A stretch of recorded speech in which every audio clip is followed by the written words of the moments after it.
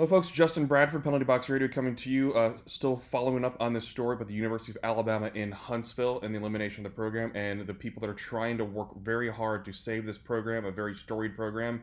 And joining me right now is Jared Ross. Was a captain for the University of Alabama and Huntsville Chargers. Had a great career in hockey with the AHL, and then obviously debuting with the Philadelphia Flyers in the NHL as well. So, Jared, thank you so much for taking the time to talk to me today. Yeah, thanks for having me. So let's go ahead and just get started just in terms of the history of the program, because that's what's so important here is for people to realize that, hey, this isn't some new program that just couldn't make it. This is a program with a lot of history behind it. What was your experience like when you were there in the early 2000s? Yeah, for me, I think back even before then. It really goes back to when I was very young. Remember going to UAH games. My father, Doug Ross, was a coach there for 25 years. Joe Rich, who started the program in the late 70s. We were good friends with them. So really, it starts back there. And I always think of Friday, Saturday nights, going to the games with all of our friends. And we used to pack the arena, and they were a lot of fun. Put up some national championships, and then when I went in and played for him in the early 2000s, it was an incredible experience. I pushed back on my dad a little bit at first. I was trying to go play the juniors for a year just to develop, and he's like, "Hey, you got an opportunity now." So playing in front of the home crowd was incredible. The atmosphere, the culture, and the history of UAH hockey, and how it's impacted the city of Huntsville over the last 41 years has really been incredible. And looking at this, why it's such a big deal too is you're born in Huntsville, so you're an Alabama product, and you went to go play for the hometown college team, and then also make it into the pros. What does that speak for what this program's been able to provide for the city of Huntsville in terms of the growth of hockey? It's incredible when you look at the number of kids that are very young ages playing hockey, wearing those Charger jerseys with hopes and aspirations to become a UAH Charger. There's numerous kids out there that just really support the program, and that gives them a lot of motivation. It's helped grow the sport here in Huntsville, and obviously the Havoc have done a tremendous job as well. But you look at some of the kids that Huntsville's raised and had an opportunity to play on for the Chargers. There's been quite a few of them now, and there's more coming. So, like I said, it's a very motivated thing when you're sitting there and you're watching the Chargers as a young kid, and college is something that you're going to be going through. If you can do it and play in front of the UAH crowd, it's incredible motivation. And we're seeing this now that it's become kind of a, I don't want to say perfect storm, but a very convenient reason to call for some of these college programs that are getting swiped right now, and not just in Huntsville but in other universities too. And what we're seeing is it's important to have even more Division I college hockey programs because the talent that continues to rise in the U.S. as well, and this is obviously detrimental to the growth of that by losing a program. So why is it important that we continue to have these college hockey programs for young men to be able to go play in here in the U.S.? Yeah, I understand. Like the current situation with COVID is tough. There's definitely some impacts, and people are feeling it. But let's be honest. United States is strong and resilient, and we're going to rebound. So when you look at break it down into the things that you're discussing in regards to sports and development, and you're looking at cutting potentially 28 opportunities for kids to play Division I college hockey. That's a huge impact. And then when you talk about other programs as well, that's going to be a huge impact. And once some of these teams go away, it's going to be hard to get them back. So the biggest thing now is the fight, we're seeing so much support. It's absolutely incredible to keep this team around. The GoFundMe page we have, I'm seeing names that I've never recognized before, people doing whatever they can.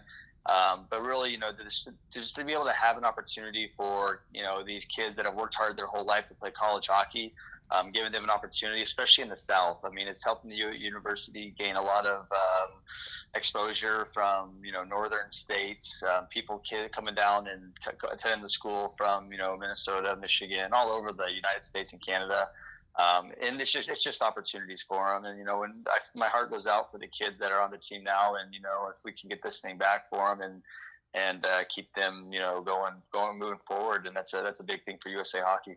It absolutely is. And what does it say to you? Like you mentioned, to see names that you don't recognize on there, to have other NHL players supporting this. For instance, that Dylan Strome made a donation on there, and obviously Cam Talbot, another alum, trying to make his push as well. So what does it say to you to have the hockey community coming together to try to save this program? It shows how tight knit the hockey community is. I know a lot of NHL guys that love to be able to participate and help out in any way they can, and whether it's get on social media and talking about the program or donating money, it's incredible to see these guys, and they understand it, right? They understand that it's an impact to the development of hockey, and it's an impact when you're it's a negative impact when you're losing a Division I college hockey opportunity. So everybody wants to see hockey continue to grow as it has the last 10 years. It's taken a phenomenal step forward, and it's to get the National Predators 2 hours from us. So it's incredible to see that. So I saw there's a press conference that you're part of, and other alums are trying to be a part of this as well. What can people do to help save this program? I know time is of the essence here, so what more can people do to really show that they do support this program? Yeah, so we're approaching 24 hours here, and we've done a good job so far. I think we've raised close to $300,000. We got to get to 500,000. I understand that it's a tough situation with the current world pandemic and all, but anything you can do, every little bit helps here. We really got to press forward. And I always just tell people, if you've been impacted by UAH or hockey in any way in your life, or knows those close to you that have been impacted to the sport, we really need some more donations here, and we're getting close, and we're not going to give up. So I appreciate it. It's just like I said earlier, it's phenomenal to see the support that we've gotten from so many people, and I'm proud of the community for how they've stepped up. And once we get this thing moving forward, it's going to be something that the city's going to be proud of. We have a good plan in place. I think there's the right people in place, and I think it's going to be a great positive impact for the city of Huntsville. And for those listening, make sure you look in the comments below. That's where we're going to have the link for the GoFundMe and for the t-shirts as well, so you can support this program. And aside from just money and everything too, I know in the recent years, there's always the talk about attendance and things like that. And it's tough in the Von Braun Center because it's such a huge building. And even though there may be 1,500, 2,000 tickets sold, it doesn't look like it in there too. So what else, in terms of just aside from just the monetary support, can people do to support this program and to support growing hockey in Huntsville?